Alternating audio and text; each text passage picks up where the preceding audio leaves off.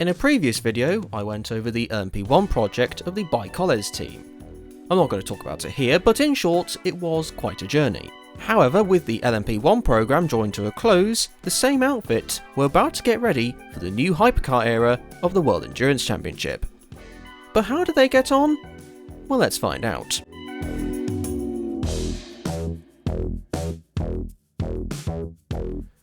The team were preparing a large testing program, which included the announcing of what at the time were lead development drivers, but later turned out to be drivers who would actually be racing for the team.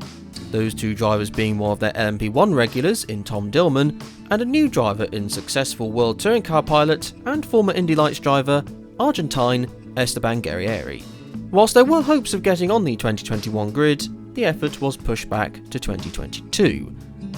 In September of 2021, Colin Collins said in regards to the eventual first rollout of the car, originally we would have been able to have the car on track already in February, but it made no sense. So we decided that we don't put ourselves under pressure like we did in the past years.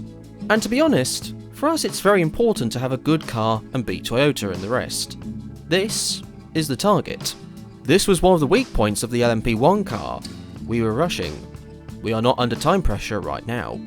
Come December of that year, and the car hadn't yet run, apparently due to customs delays on the supply of the gearbox from X-Track. Now, with the season beginning in mid-March at Sebring, and the car yet to be homologated, it was potentially going to be tight time-wise as to whether they'd be able to make it. In fact, the team had paid the entry fee for the full season, but on the proviso that they would start their campaign at round 2 in Spa.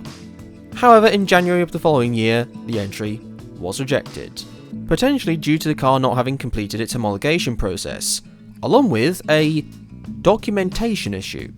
It was also around this time that a different name began to appear more often. The Bike-Oles squad were involving the historic and prestigious name of Vanwall for their hypercar. Now, it's probably a good time to mention a slight elephant in the room that some of you might know about. The team were now planning to be called the Vanwall Racing Team. Vanwall was a prominent name in Formula 1 during the 1950s, and even won the Constructors' Championship in 1958 with drivers such as Stirling Moss at the wheel. Their final entry was at the French Grand Prix in 1960. However, there is a lot of trademark-related legal things going on between Bike-Oles and a continuity project called Vanwall 1958. Now, considering the car was called Vanwall in race broadcasts during the 2023 season, which they were accepted for by the way, then I will call the team Vanwall. I just didn't want to completely gloss over the trademark thing. With that being said, the car had finally had its first running at Zweibrücken Airport in April of 2022, and progressively with the car having more and more testing, it seemed like the team were heading into the 2023 season the most prepared for a WEC campaign so far in their history. Boris Burmers, who was the head of operations again for the team, said in July of 2022, "We collected many data on the aero and reliability, which was the main goal of this test. It was very positive again. Then came a test at Catalunya where 4 drivers drove the Vanwall. Those being Tom Dillman, Esteban Guerrieri, João Paulo de Oliveira, a prominent driver with a great track record over in Super GT, and 1997 Formula 1 World Champion, Jacques Villeneuve." Collins said, "We got a phone call and then we agreed and arranged to do it. The intention of Jacques is very clear. It's a very high target, but the intention is to win Le Mans." And indeed, in January of 2023, it was confirmed that Jacques would compete for the Bike-Oles Vanwall operation during the 2023 WEC season. He said about the opportunity, "For years I've just been doing a race here and there. Never championships, never working fully with the team. That's what I've been wanting to do it fully. The goal is the championship and Le Mans, but I have no idea where we stand." A trio of Jacques Villeneuve, Tom Dillman and Esteban Guerrieri would be entered for the first round at Sebring, the first time in any capacity that a Collins team would have competed at this circuit. Now, it doesn't really matter how much testing you do before Sebring, because this circuit doesn't care whatsoever about how well you came prepared for it. If it decides a bumper should fall off, it will do so. If it decides a clutch will cease to function properly, it won't hesitate. And if your back is in absolute agony by the end of the race, then the track will consider it a success. This circuit is about as tough as it comes. One thing though that would potentially hinder the Vanwall effort was that this was the most competitive the top class of endurance racing had been in their time competing in it. Toyota, Porsche, Cadillac, Peugeot, Glickenhaus and Ferrari were all now involved, which meant that better results would potentially be harder to come by if they didn't have a car that could live with the speed of its rivals. And in qualifying, things didn't get off to a great start. The qualifying format outside of Le Mans was now slightly different since a Coles run effort was last in the WEC. Just one single 15-minute session for a driver to set the fastest lap time they can. And the Vanwall's time was the slowest of all the hypercars. Not too far behind the other non-hybrid hypercar entry in the Glickenhaus, but they were over 4 seconds off of the overall pole time. Although if I'm honest, that's perhaps what was expected coming into the weekend. In the race, they weren't on the same level pace-wise as the manufacturer-backed hybrid efforts. Yet for the team's first race, they did get to the finish. But it wouldn't come without issues though. A suspension issue would set the car back a fair number of laps, causing Villeneuve to have a not at all terrifying spin on the exit of the final corner. They would ultimately be 24 laps down on the winner and take 8th in class. The second round of the championship would be held at Portimão in Portugal. Unfortunately, whilst there were some positive signs of speed in practice, in qualifying the Vanwall would again be the last of the hypercar runners, clocking a lap time 3.6 seconds off of pole in 11th place. In the 6-hour contest, they would not have a particularly exciting race for most of it. Progress was hampered when they were given a 5-second stop and go penalty. The reason for the punishment was that the car exceeded its torque transfer limits twice.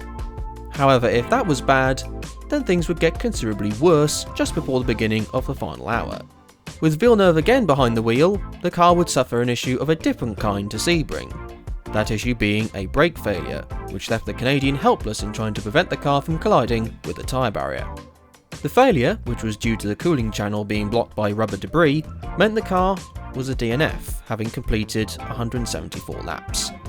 Next up was Spa-Francorchamps, and unfortunately, there's no other way of saying this, but this weekend was an absolute train wreck. It would get into contact with a GTE car in practice 1, have a spin in practice 3, would be slowest of the hypercars that set a lap time during the qualifying session, ending up 12th with a lap time 3.8 seconds off pole, and then in the race have a spin after coming out of the pits on cold tyres, narrowly missing the wall just over an hour into the race with Guerrieri behind the wheel, have another spin at Les Combes with Guerrieri with 2.25 hours having been completed, and to round off the definition of a miserable weekend, with 2.5 hours remaining, Jacques Villeneuve got into a kerfuffle with a GTE AM class Ferrari, which caused an absolutely terrifying moment that could have been a heck of a lot worse than it ended up being, with just minor front end damage and the rear left suspension being at a wonky angle. All of which led to the Vanwall team not finishing the race after having completed 80 laps. And about as unideal of a preparation round for Le Mans as you could perhaps have whilst completing 80 laps. However, with all that being said, let's see how they would fare at the big one. But Villeneuve wouldn't be driving for them. Prior to the weekend of the Le Mans test day, the team said that Villeneuve would not be competing for them at Le Mans. Villeneuve wouldn't race for the team for the rest of the season. Coles explained the reasons for this decision. The situation is that we don't feel that he, Villeneuve, is ready to go to Le Mans. His wife is pregnant, and they are expecting the baby now at the beginning of June. Le Mans is a big race, we cannot take the risk. For personal reasons, and due to the fact that also the mileage is lacking, we decided to have a new driver, which will be Tristan Vautier. Wait, Tristan Vautier? The saviour for all of Delco Racing's problems? Yes, the French driver would now be filling in for the 1997 F1 World Champion, and given how Tristan in the American sports car scene had made a pretty decent impact, winning races such as the Sebring 12 Hours, then this was a pretty decent replacement. Tristan himself said that the opportunity came about while he was at Sebring and caught up with the team's drivers, and as it turned out, Colin Coles. The opportunity itself came quite suddenly. We went on, and then I guess about 2 or 3 weeks ago after their 3-day test in Monza, they called me. Then it happened. I certainly don't underestimate the challenge, but I really look forward to it. But like I said in previous videos about this guy, and I'll say it once again, nothing is too daunting for the almighty Vautier. His first laps in the Vanwall would be during the Le Mans test day. However, Villeneuve didn't seem too happy by this decision. I am deeply disappointed to have learned of my replacement for the upcoming Le Mans 24 Hours through a public announcement released by the Vanwall racing team by Coles on May 25th, 2023. To date, I have not received any official communication from the team, which is even more surprising given that I am still under contract to participate in the Le Mans 24-hour race. The timing of the release strangely coincided with my impending arrival at the hospital for the birth of our baby daughter, which had been planned for May 26th. Coles was well aware of this personal family event, rendering me unable to respond or address this sudden announcement. Considerable time and effort were dedicated to achieving peak physical and mental readiness for this extraordinary challenge that I was really looking forward to. I'm deeply disheartened that the opportunity to participate has been unjustly and arbitrarily denied. It had been a hectic build-up to Le Mans, but the Vanwall was now about to head into its first 24-hour marathon. But things didn't get off to the best of starts. A hefty clatter with one of the curbs caused damage that would ultimately lead the car into being stuck in the garage for most of the last hour of the first practice session. In qualifying, of the Hypercar entries to set a representative lap time, the Vanwall ended up the slowest, 4.5 seconds off of the fastest time in the qualifying session. Although the fastest time was in the following Hyperpole session, which the Vanwall didn't compete in, plus the car did have a sensor issue during the session. So they would start 15th overall on the rolling grid. At the start, they made up a position on one of the Glickenhauses, despite getting caught out a bit by a lone wet chicane on the Mulsanne straight. However, somewhere along the line, the car lost over half a dozen laps. How it lost that many laps, I'm not entirely sure, but either way, that's where the car was positioned. What I can tell you is that having nearly completed 7.5 hours of running, Esteban Guerrieri had this spin coming down the Forest S's, getting stuck in the gravel, and having to require a bit of help from a rescue vehicle. Once out of the kitty litter, the car carried on pounding out the laps. They were out of contention for getting a decent finish, but this race never really had the aim of getting a standout result. However, getting to the finish itself would be a welcome conclusion. And as the sun rose back above the sky with 8 hours 45 minutes left on the clock, the Vanwall had an engine failure, smoking heavily just prior to the entry to the Porsche curves. The Vanwall would retire having completed 165 laps, and continue the miserable spell that the team had had at this crown jewel event. In the aftermath of this event, it was revealed that on June 16th, Tom Dillman and the Vanwall team would bring an end to their relationship through a mutual agreement. The team said in a statement, "We wish Tom, who supported our program with his skills for the last 5 years, all the best for the future." Tom himself said, "I wish the team all the best for the future and thank them for their trust the last 5 years." His spot would be replaced by João Paulo de Oliveira, who tested for the team at the end of last year. However, when the WEC circus rolled on to another legendary circuit in Monza, things didn't get much better, as the team suffered another engine failure in the second practice session. In qualifying, they were 2.7 seconds off of pole, which to be fair doesn't sound too bad in isolation by this team standards. However, when you add in that it was last out of the hypercars, and was over 1.4 seconds off of the next lowest car, then that doesn't sound quite as good.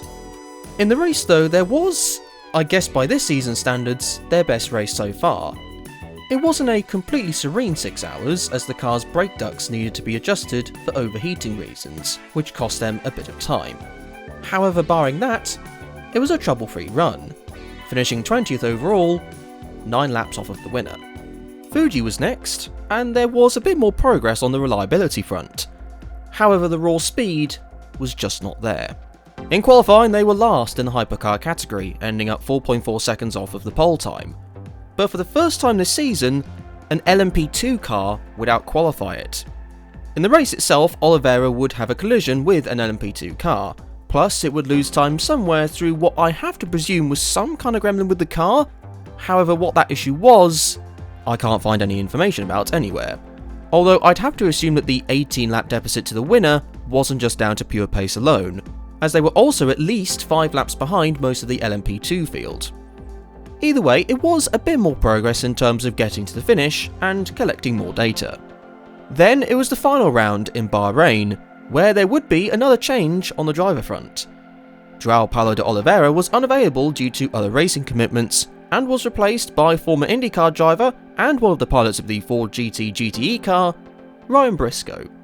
He said about the news, "I'd like to thank Dr. Colin Collins for the opportunity and look forward to my first laps in the Vanwall 680.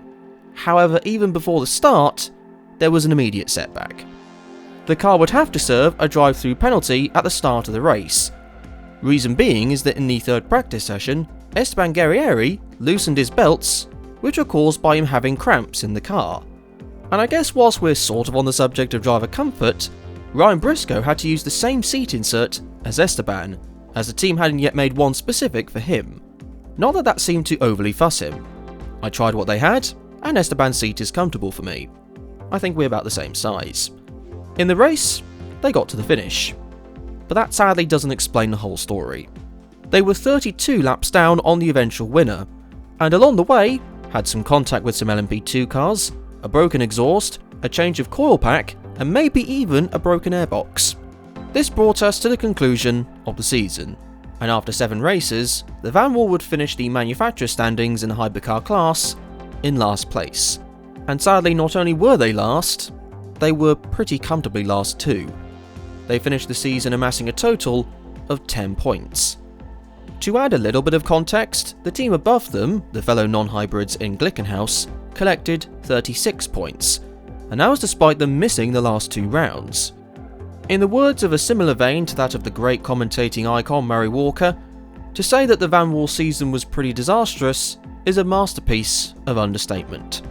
But the obvious question to ask in all of this is how come this season didn't go that well? Well, aside from the obvious reliability issues that can plague any newly created race car, there were some issues that held the car back from a performance standpoint. Firstly, the car seemed to really struggle in long, fast corners, with it not being very straightforward to extract speed in them.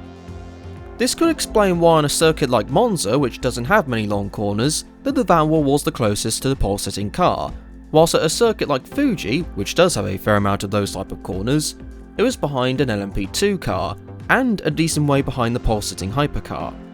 There was potentially though a larger issue with the car, and that was the power. Throughout the season, the Vanwall's Gibson V8 engine wasn't getting the same level of power as its competitors. At Le Mans, it's thought that the correction factor in the hypercar balance of performance, which took into account how the engines would make power during the nighttime hours of the 24-hour event, indicated that turbo-powered cars were able to run closer to what they were capable of during the hotter daytime hours, compared to the naturally aspirated power plants, which is what the Gibson engine was. During the Le Mans weekend, Tom Dillman said, "We know that if it's hot, we are limited. Therefore during the day, it's tough, and during the night, it's better. We can improve on the chassis side, but we are in a reasonable window. The car is not easy to drive, but not too bad. But when you lose power like this, it's costing quite a bit." At some points during the season, the car was as much as 80 horsepower down on some competitors.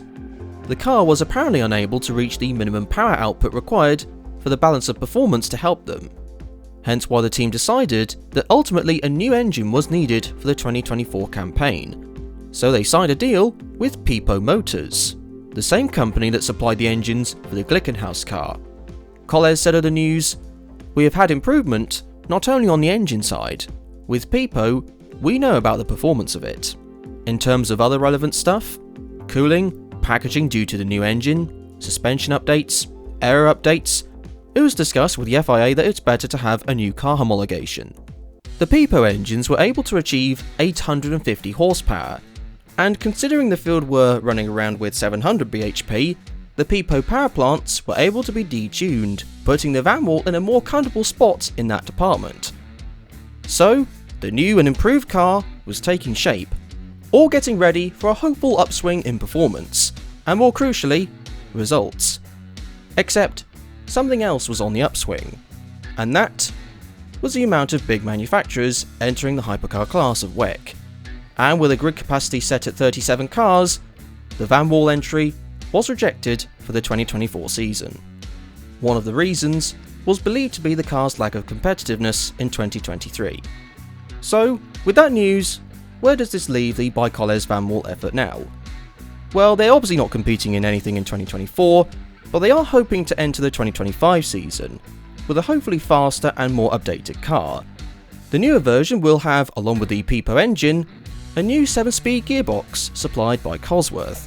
It'll now adopt a brake-by-wire system along with updated brake, engine and cooling systems, new steering system, suspension geometry, and the exhaust will be coming out of the car in a different angle as well.